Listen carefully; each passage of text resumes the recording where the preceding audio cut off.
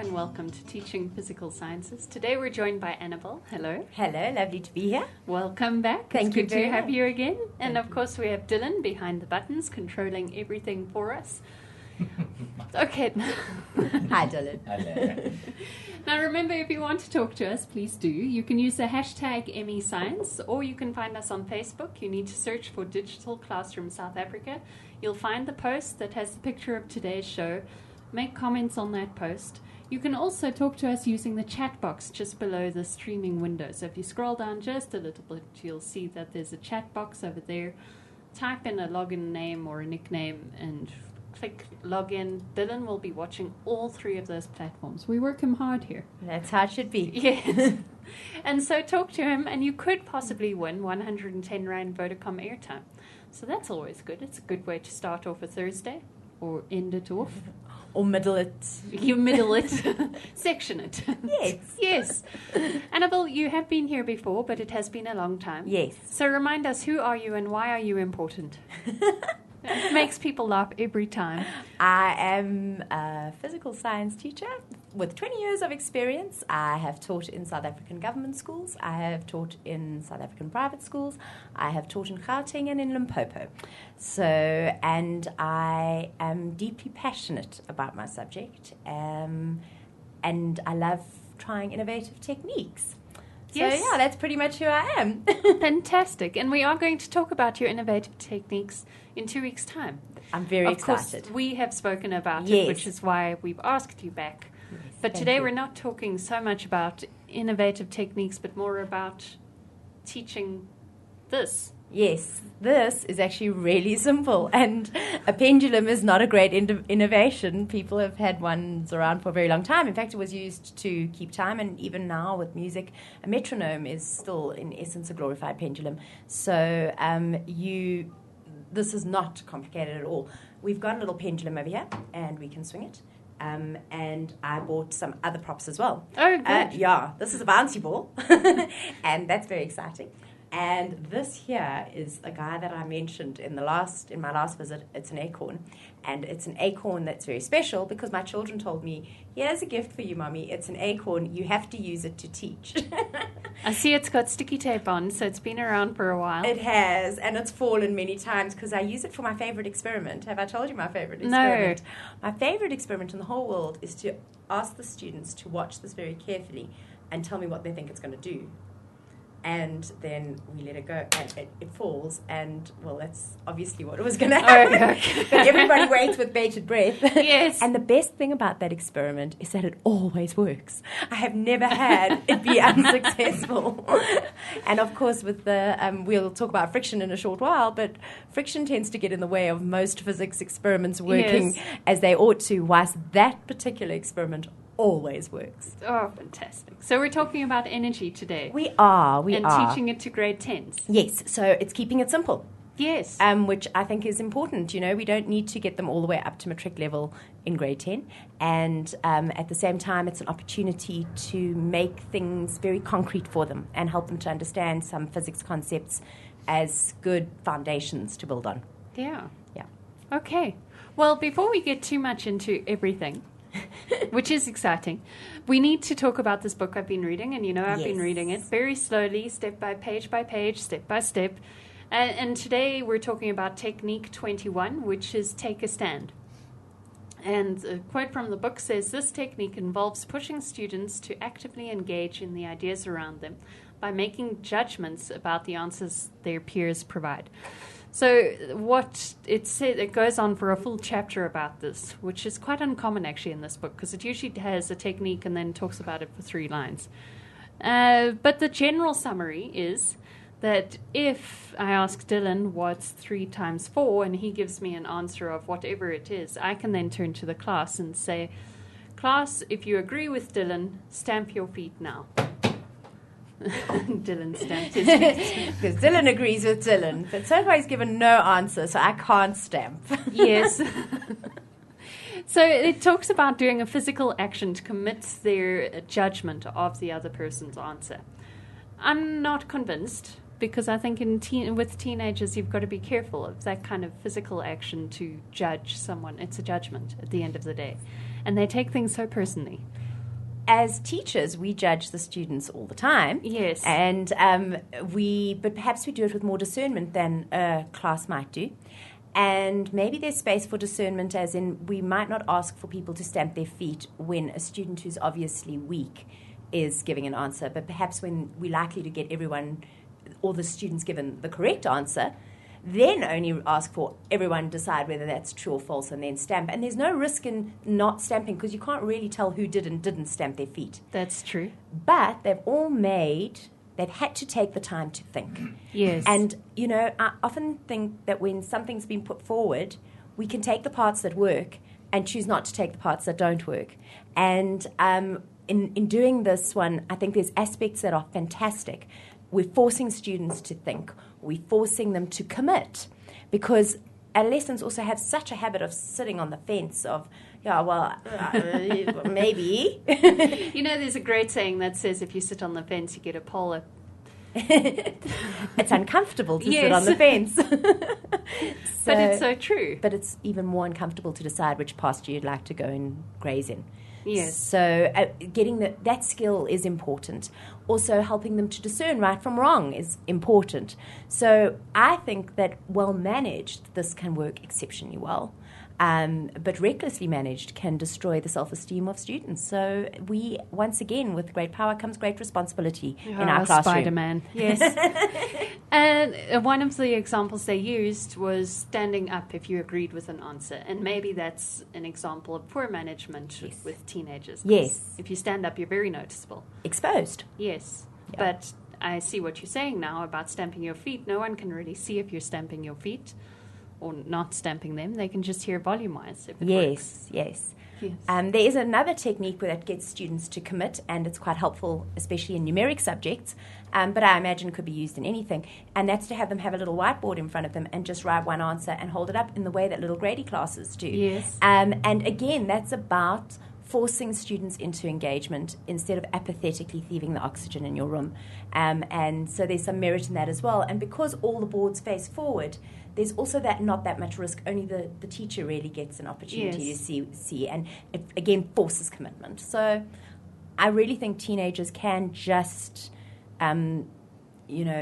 pretend to be engaged very well. They learn that as a skill, and forcing them into engagement is meritworthy. Well, by the time they've got to us, they've had 10 years of pretending to be engaged. Correct. So, yes. Well, you get into trouble the minute you're not engaged. In Yes. the grade 4 classroom, Helen, pay attention. And that sounds very familiar. Yes. Well, shall we go on to the 5-point teaching strategy? Sure. Okay. So your first point on the 5-point teaching strategy says emphasize the concept of conservation in physics and chemistry. I firmly believe that as science educators, we have a responsibility that goes way beyond just making sure students can do what is in the curriculum. And we need to look at some of the themes that run all the way through science teaching and science and the universe. And one of the big themes is the theme of conservation. And the theory of the Big Bang is saying that when that initial moment, the singularity occurred, all energy and all mass came into existence. And that has never changed. So energy can move between different types. Okay. And mass can change how it represents itself. But the total amount of mass and energy in the universe is a constant. And I think there's something to be taught there. And we do it when we balance equations, and that's part of the grade 10 curriculum as well, in terms of conservation of mass. Whatever I have on the left-hand side must ultimately come out on the right-hand side and in the exact same ratio quantities. So the conservation of mass is something I would really emphasize at that junction. And now we're doing a topic called energy, and there's not a student in the world today who doesn't want to know what does E equals MC squared mean. Oh, yes. They all want to be Einstein. They haven't mastered anybody else, but they want to be Einstein. So you've got an opportunity to talk about energy and mass, that actually energy mass is one thing that came into existence at one time, and it's wholeheartedly conserved. And if you really want to go into subatomic physics, that actually energy and mass may move between each other. And when you have a strong class, that becomes exciting. But for most students, we just want to say that all the energy at the beginning Yes. is going to be all the energy at the end, in the same way as when we're balancing an equation. But the idea of conservation is one that permeates physics and chemistry all the way through, and students need to have that as a entrenched understanding. Yes. Yeah. Now, building on this, recently I was in some kind of learning experience where there was a set amount of knowledge that had to be learnt, and one of the learners walked away with something that I didn't really see as important. But because they had that knowledge, they were able to tie everything else to it. So they had that one piece that was interesting. Yes. And as a result, everything else made sense to them. Oh, that is just wonderful. It is. Because once you've captured the imagination, the desire to learn is there. And then there's something for people to tap in. And then you come into putting things into the framework, which is teaching at its best. Now, is that you're emphasizing this concept of conservation. You're bringing in all sorts of other things that aren't necessarily spoken about in the CAPS curriculum at this point. But someone will take something from there that's interesting, and as a result be able to tie the other knowledge to it. Yes, yeah. Yeah. Okay, point 2 says ensure that you demonstrate with a ball and a pendulum and give each student a ball and a pendulum to work with. A lot of the equipment that is expected in the CAPS document is perhaps not available in every school in South Africa. This is available to everybody. Anybody can pick up an acorn, but we'll go with the ball. Okay, you really are only talking about something moving up and down and having every child have that in their hand. Okay. Because once again, when the student does that experiment, how much more exciting is it than watching me do it? Oh, yes, you're boring. Very. Yes. So you're going to get them to actually have a ball themselves, and it's not too much for any school's budget or to look around and find old tennis balls and slowly accumulate a nice box of balls in your back room that you use for this, so that every student has one, and that they are talking themselves through what the energy changes are going to be. We'll talk a little bit more about that in a sec. And then again, to make a pendulum out of a multitude of resources. I have a retort stand, a string, and a rubber stopper here. I don't know if we can see it very clearly, so I'm bringing it That's closer. great.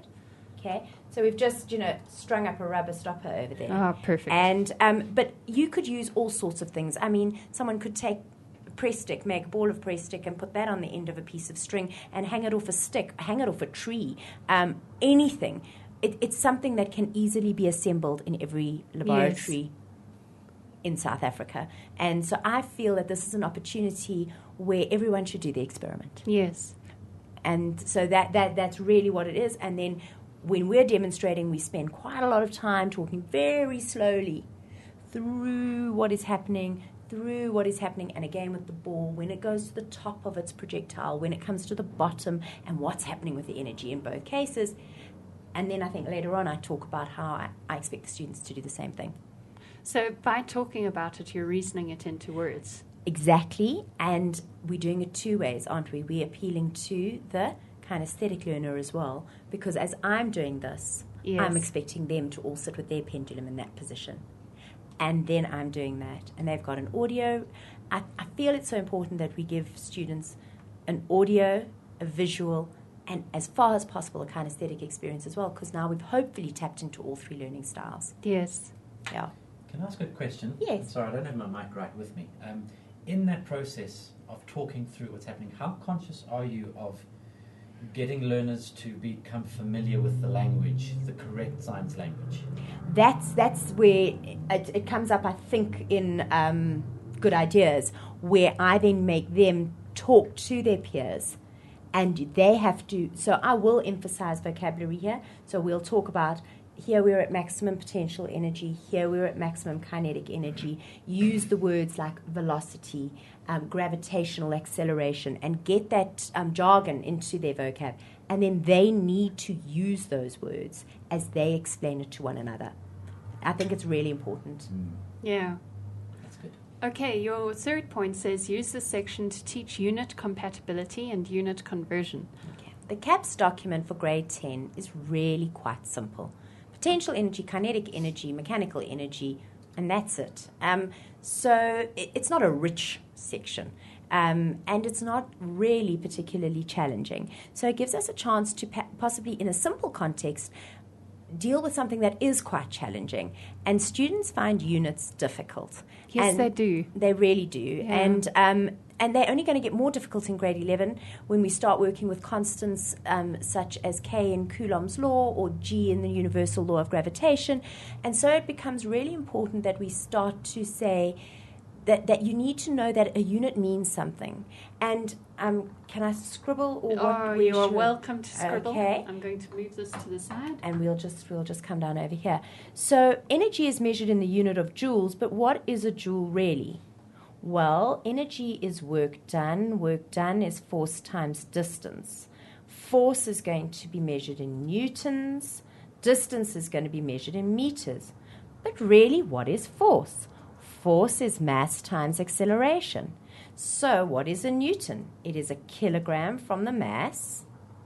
It is a meter per second squared from the acceleration. And don't forget about this meter that we had at the beginning, because this bit is only the newton. So let's add another meter in there. Now, okay. Playing a little bit of algebra. Yes. So we go kilograms, meters squared per second squared. So if I present you now with a problem that talks about kilometers per hour, the speed of the motion was in kilometers per hour, you should immediately know that you cannot get a joule out of that, because you have to be in meters per second. Yes. And that joule embeds the base units in it, and therefore you have to have converted to the base units first. If I tell you about the 800-gram pendulum bob, you need to get that into kilograms first. Why? Because a joule embeds it. And I feel that there's a lot of exploration to be done around the concepts of what does a unit really mean when we're dealing with only one concept of it. You know, when you start looking at G and K, they've got some revolting unit at the back end of them. Kilograms per mole, I can't even tell you. It's written down on the information sheet. But it embeds the information that you need to substitute in. Okay. And helps them, if they know what it means, to know what to do with the information that's being given. Because the only trick here is that we're going to say the 800-gram bob instead of the 0.8 kilogram bob. Yes. And they need to do that conversion. And then kilometers they per find hour. That difficult. Yes. And it doesn't matter if you teach them King Henry or whatever else. No.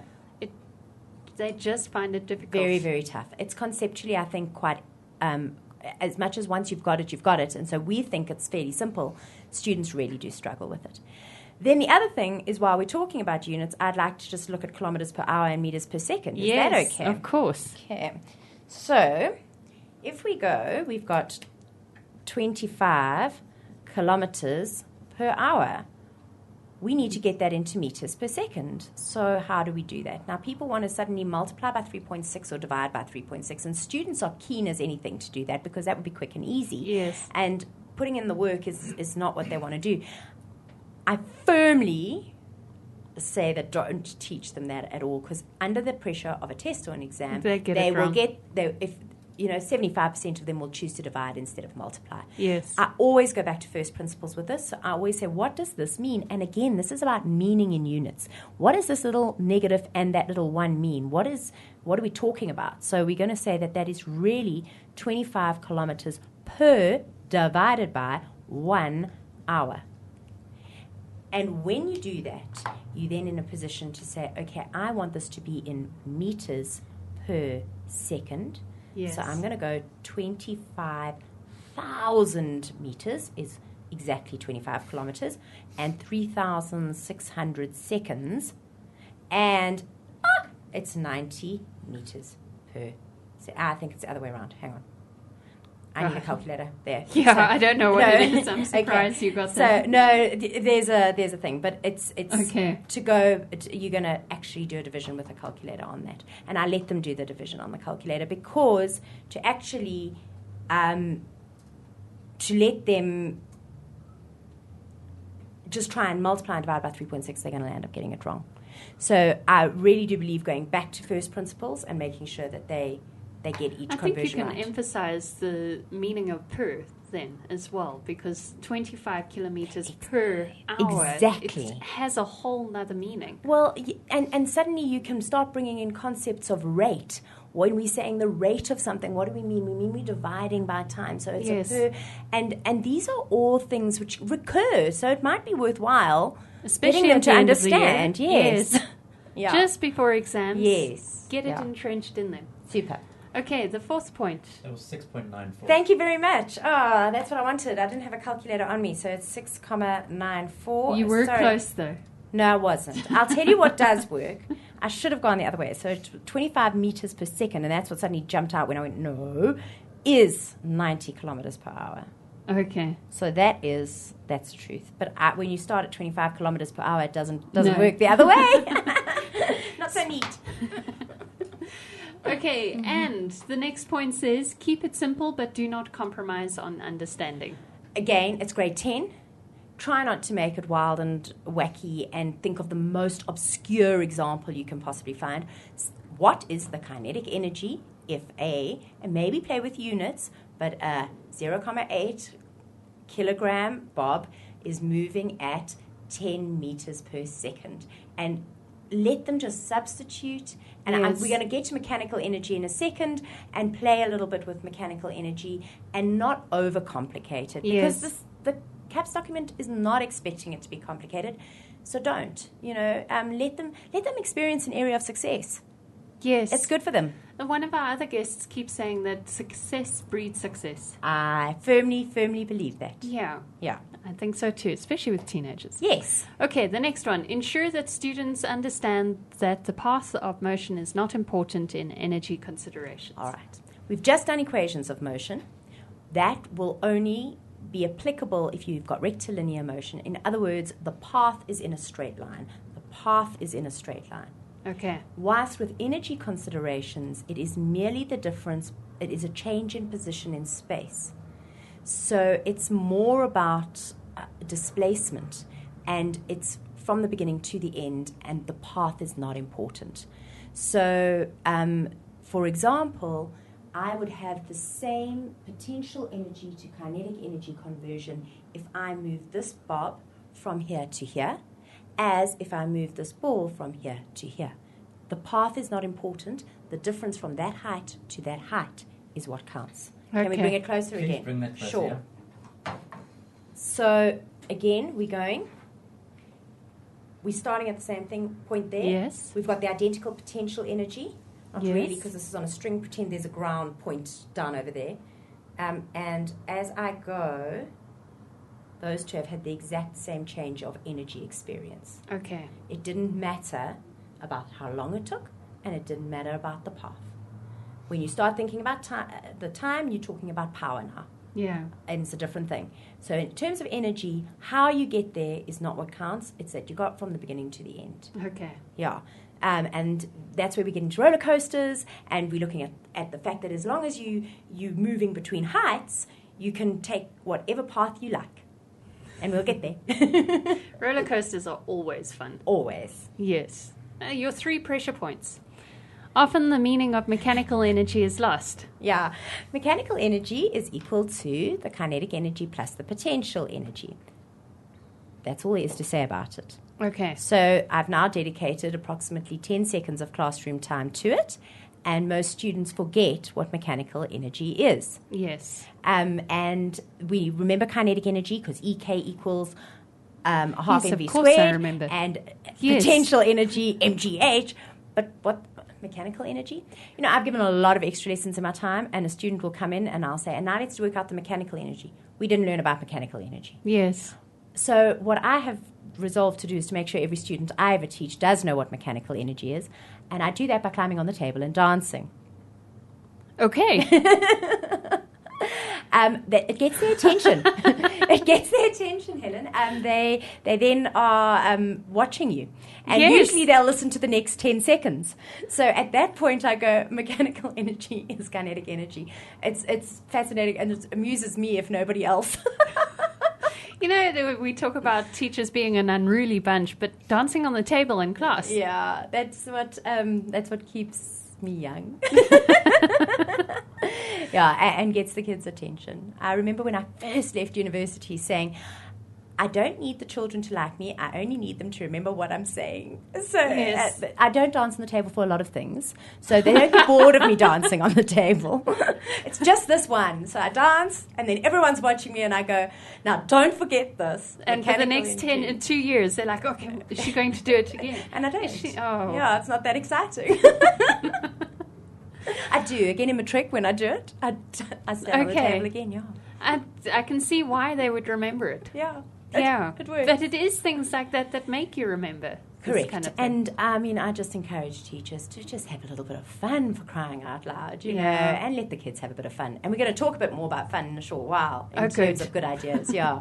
The next point is a very long point. Ah. It says, it is very difficult to do experiments where measurements add up to theory. A combination of real experiments and simulations may be better. Qualitative rather than quantitative experimenting works best. Yes. So we can talk through this pendulum, which I'm now going to move back to where it belongs, right? We can talk about it, and we can talk about how my potential energy is all converted into kinetic energy, is all into potential. And at Yes. that point, we've got a little bit of potential, a little bit of kinetic. So and that's there's- mechanical. You see, I danced on the Yes. table for you. So, and so we're going to go through that. Yes. With, if you try to actually measure, the friction over there is just going to absolutely, and how, I mean, can you imagine a child with a stopwatch? Start. It's not going to work. And I mean, No. you know, perhaps with freeze frame technology, and what was the exact distance, height difference from here to here? There might be an app for it. There might be. There might Yes. be. But it's easier just to get a simulation. Yes. So what I'm saying is don't try and get them to measure and, you know, unnecessarily invent an experiment. Well, let's get them to understand, definitely touch and feel, Yes. but not worry about actual measurement. And in terms of showing the concept of conservation of energy is to say, let's look at an app like Vet's got one, which is called Skate Park, I think, and there what is clearly shown is how the kinetic and the potential energy keep changing, but the total amount of energy, the mechanical energy, stays the same.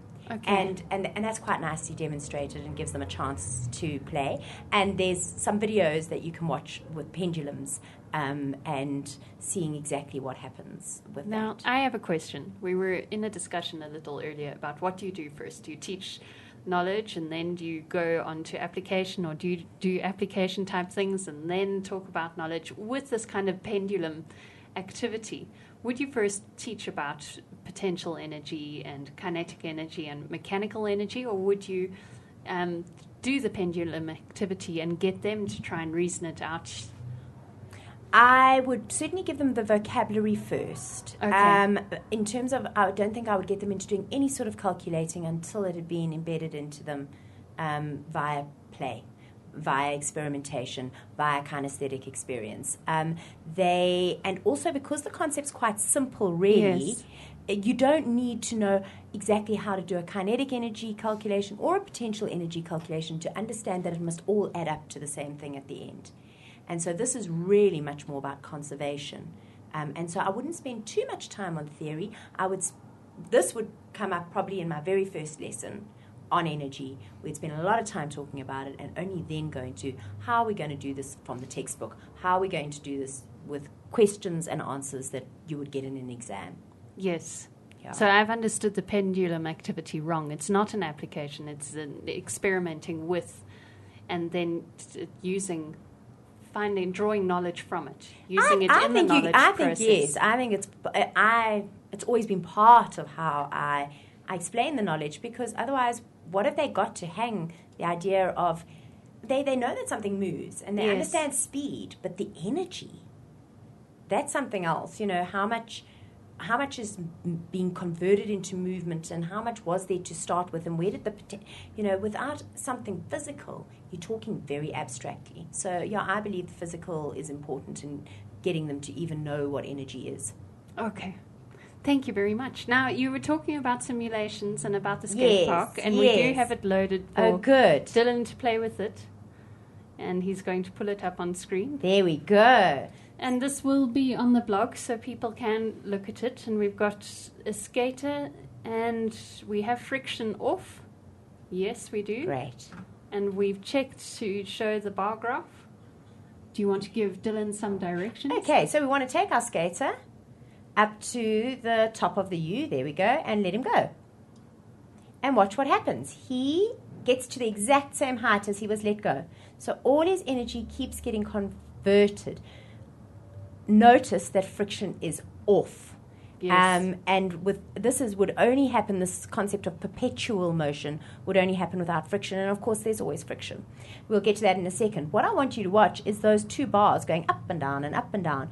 So we at maximum potential, maximum kinetic, maximum potential, maximum kinetic. And when we're at maximum potential, we're at minimum kinetic and vice versa. Yes. But notice that that yellow bar has not moved once. The total, the mechanical energy, is going to be kept constant throughout. So that is the conservation of energy. And if we click on and pop on some friction, there we go, you will see that some energy is being converted into thermal energy.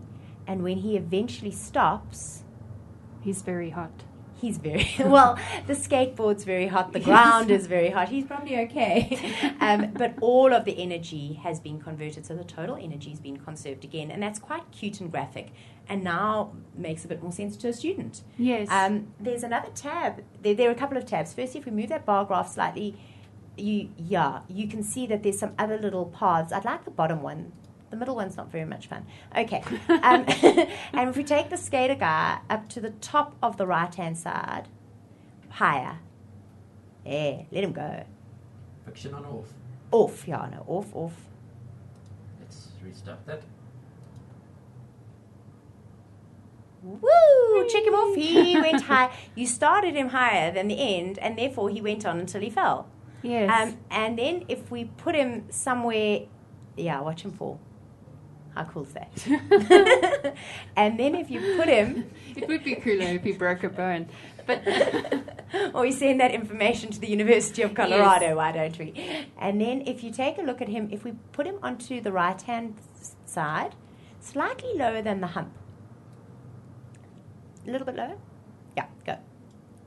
Well, he hasn't got enough energy to get over the hump at all because we were slightly lower than the hump. So again, Yes. this whole concept of moving through heights is emphasized by the simulation. I think it's very cute.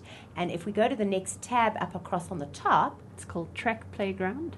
we are going to build our own little roller coasters. And I think we'll leave Dylan with that project for a short while. Yes. And maybe... See what he comes up with. I think you have to click... Yeah, there you go. Bring your track down. Oh, that is an awesome track. Okay, yeah. You can take down quite a lot of tracks. I mean, I've played with this and made a loop and Yes. got the guy to go all the way around. And so you can really have some... Oh, look at that. You've killed a man again. But you can return your skater. You can bring him back to life. There you go. And you can do it again. So the kids have a lot of fun with this. Yeah. Oh, that is a lot of fun. Yeah. So that's the one. And then there's actually remarkably few videos available on YouTube showing conservation of energy using a pendulum. Sorry if I turn off to the Twitter feed. I'll be playing. Okay, no, it's fine. You're going to give us a video in just a sec of the man and his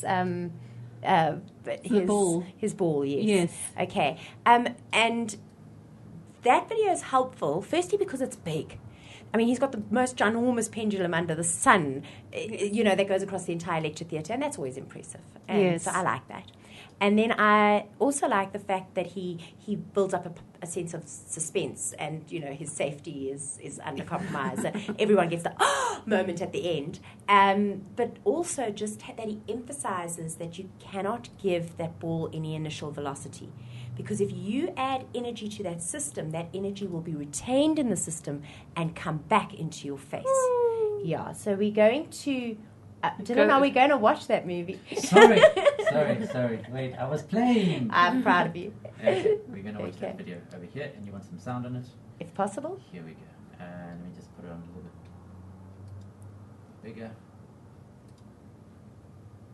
Okay. An initial speed where I stand here. He said he mustn't I give it initial trust. speed. The Okay. conservation of mechanical energy for 100%.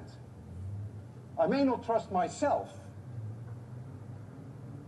I'm going to release this object, and I hope I will be able to do it at 0 speed, so that when it comes back, it may touch my chin, but it may not crush my chin. I want you to be extremely quiet, because this is no joke. If I don't succeed in giving it 0 speed, then this will be my last lecture. I will close my eyes. I don't want to see this. So please be very quiet. I almost didn't sleep all night. 3, 2, 1, 0.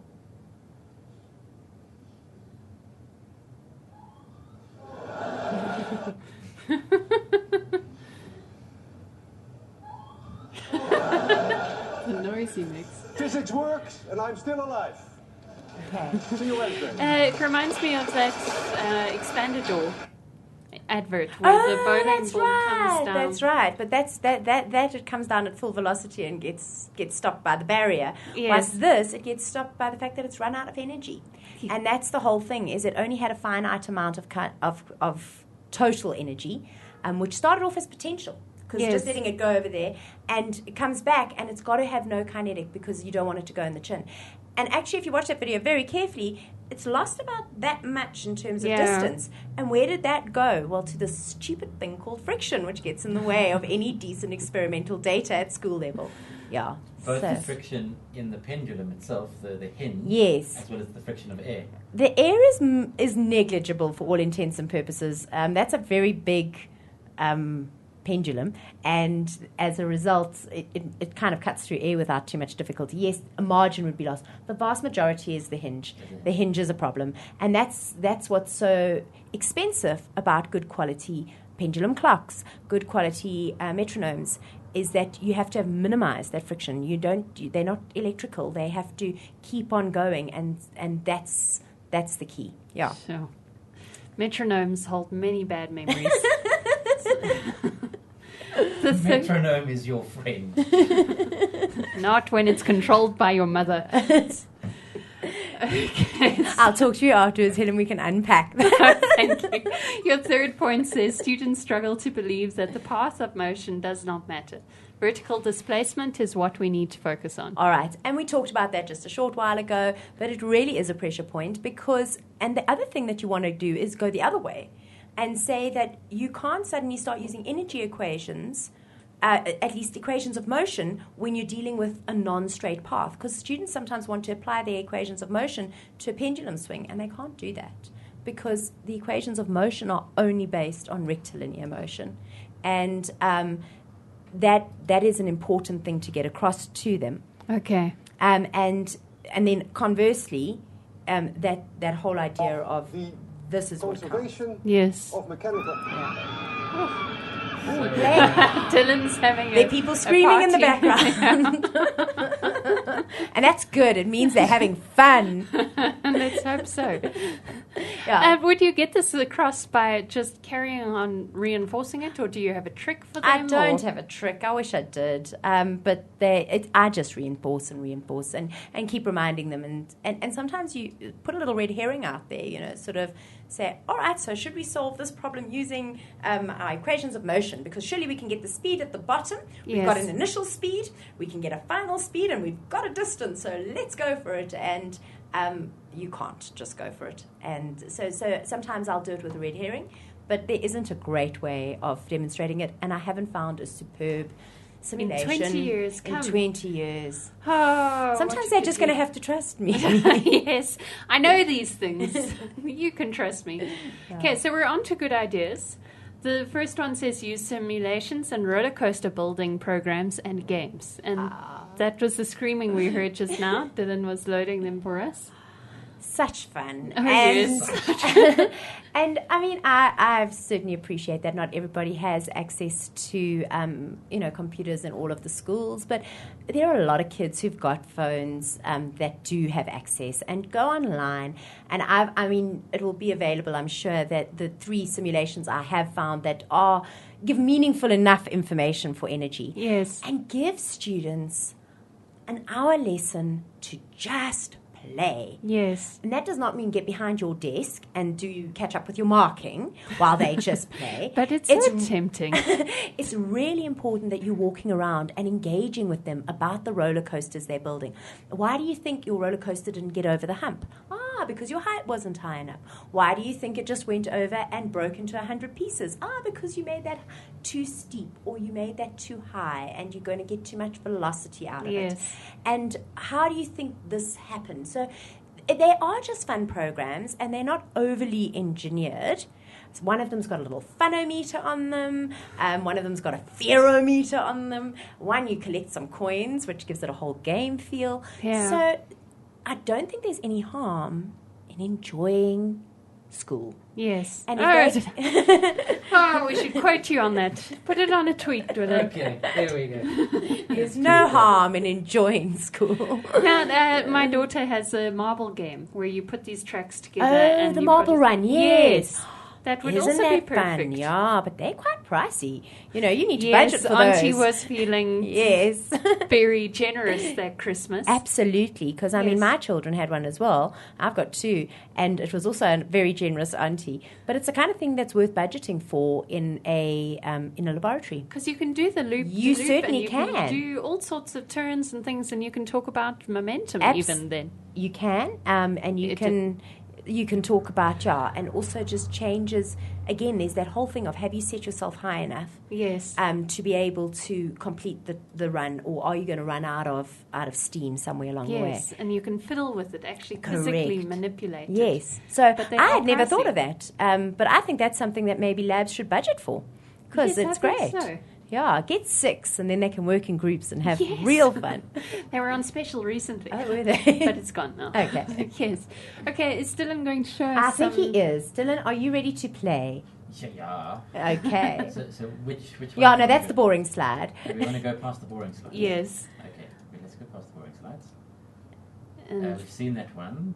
okay. This one here. There we go. The primary games. This is the one with all the shouting and. Yes. That's it. Wow, yeah. Oh goodness gracious me. Is it this one?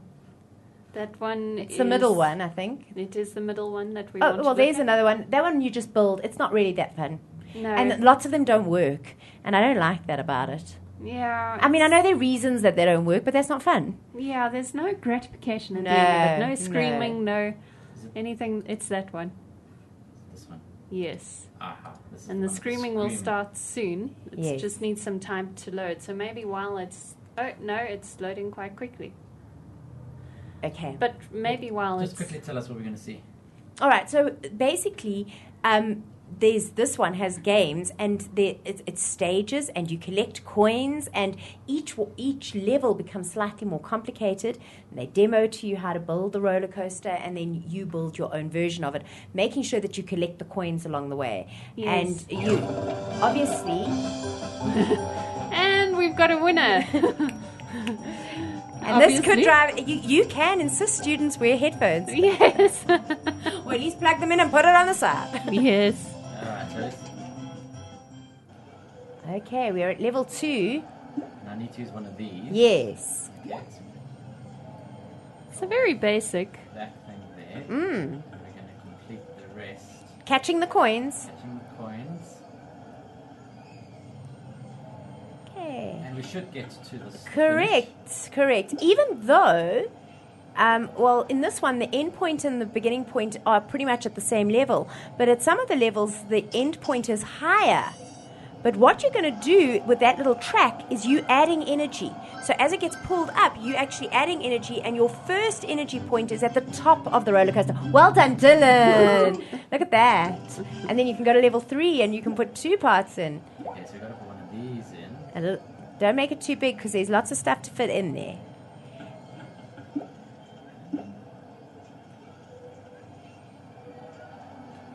There's a coin at the top that you've missed here, Dylan. I'm just telling you. Yeah. Okay, you don't want to get it. That's okay. I like it. So I was playing with it Yes. as well. I like it when they crash. Yes, it Yes. is fun. No. Oh, didn't get over this hump. Okay. Oh, dear. We could do this for a long time, but I think we Yes, need to move on. We do, because we have 10 minutes left. And sorry about that. All right. But the point is that a student body leaves your class uplifted, energized, enthusiastic, and suddenly they think you're not as bad as you always were. And that has merit. You've got to, wherever you can, in subjects which are rigorous, give them a chance to have fun. But more than that, they realize that there really is an application. That really, a roller coaster designer, I mean, they don't just plug and play, and there are a lot of considerations, but that is the overriding consideration is energy. And in exam questions around energy, roller coasters are really often used. So it's good that they've now had some exposure to that. And yes. Yeah, and that science doesn't operate in isolation. Yes. It's important. It is. Okay, have we done the second point? We sort of did. I said I was coming back to it. It's where I want the students to explain to one another what I demonstrated to them.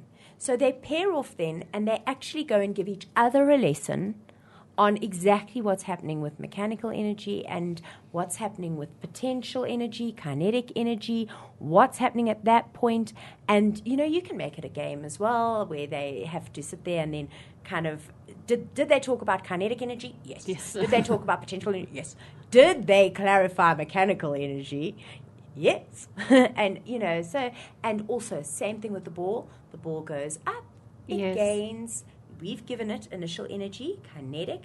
That is converted into potential, and it comes back down, and it's got kinetic. And if you can get that concept entrenched, when you start doing projectile motion in grade 12, you now suddenly are able to quite clearly demonstrate to them that this velocity that I initially gave will be identical to the velocity on the other side. The time to go up is the same as the time to come down, and those concepts can be brought in as well in terms of discussing it with energy. Yeah. That's fascinating. The time going up, time going down. Yeah. Yes. Your third point says practice lots of examples. Drill work is still important. Let's not throw the baby out with the bathwater. I'm a big believer in fun. I'm a big believer in simulations. I'm a big believer in experimentation.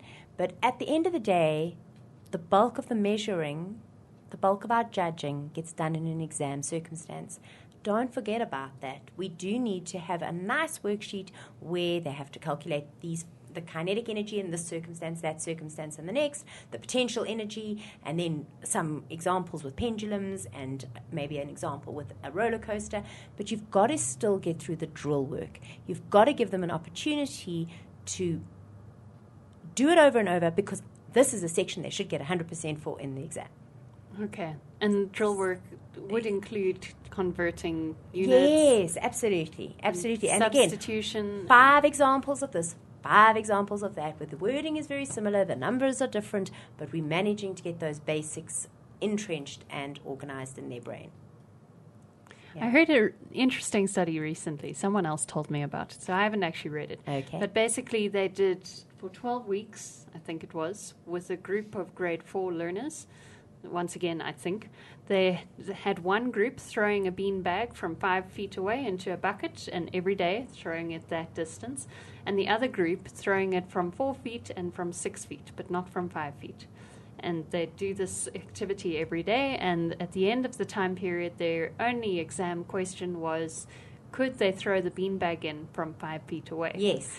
And they found that the students who had been throwing it from 4 feet and 6 feet had a higher success rating than the ones that threw it from a 5-foot distance.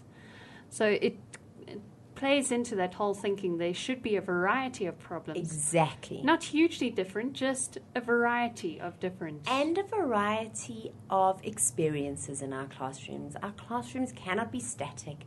There's got to be some predictability. Students thrive with predictability. Students thrive within boundaries. Yes. But there also needs to be just a little bit of adventure and just a little bit of change, and definitely efforts at ensuring that there's a visual experience, that there's an audio experience, that there is a kinesthetic experience. Yes. Yeah. Very definitely. Okay, we're going to go look at some examples. Yeah. Boring stuff, really. Okay, but the necessary stuff. So this is really, that's all that's in the CAPS document at all, is that we need to be focusing. So this slide has a picture of a pendulum on it. Yes. And they just really up at the top, maximum potential energy. What is potential energy? Mass times gravitational acceleration. That's on the purple one. And then the kinetic energy is 0. Go to point B and you've got your maximum kinetic energy. It's moving the fastest that it's going to move, but it's got no potential to go any lower. And then that kinetic energy gets converted into potential. And just the fact that you get into a complete cycle with that. And we talk about mechanical energy. I then invent a point called B.5, and we talk... I like it. Oh, no, we talk a lot about A.5, B.5, and C.5 in my Yes. class, because in the middle is a very important place. And we discuss that there is some potential and some kinetic there, but the total of the two is together. So on to the next slide. Yes.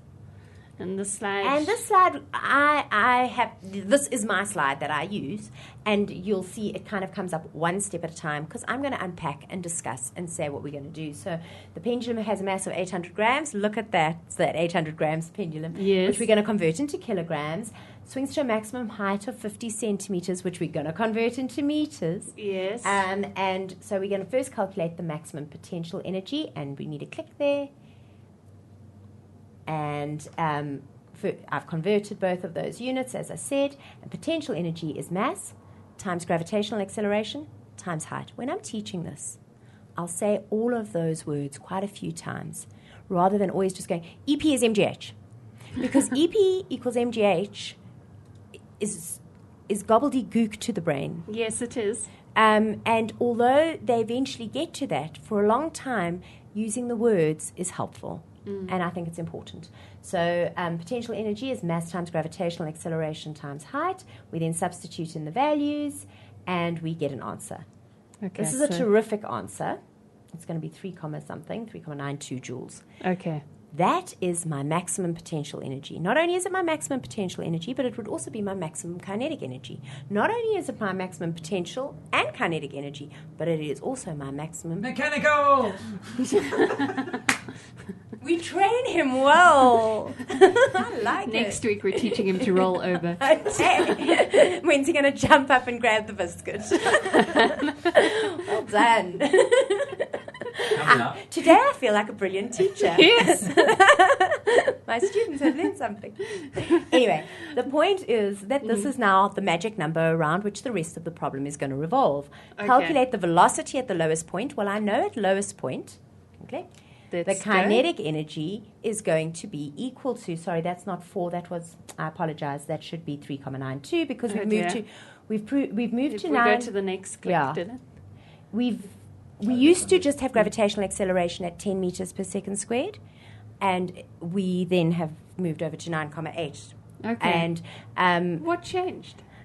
absolutely nothing. The advent of calculators, Oh, which it yes. took the curriculum about 20 years to work out, where we decided if every child, because children no longer mentally compute times 10. Well, why would you? Exactly. Yes. They press a button for that, so they might as well press 9.8. Yes. And that's really where we got to. I actually sat on the committee that decided to go for 9.8 in favor of 10.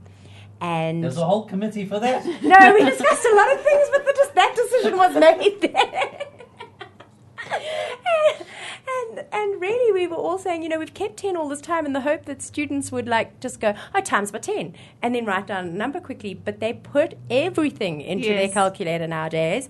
And then we thought, well, they might as well put the right number in. Yeah, so that's where it kind of came from. And so this slide, I did change almost everything to 3.92, but apparently that has been a Whoopsie. typo. One slip. We all make mistakes. Yes. Okay, so you've got EK is equals to half.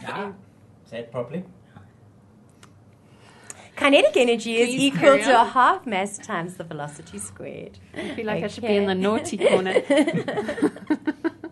And so we substitute in. That's the important bit, is that 3.92 is now the kinetic energy at the bottom. Okay. So it's my total value, and then I've got a half of 0.8.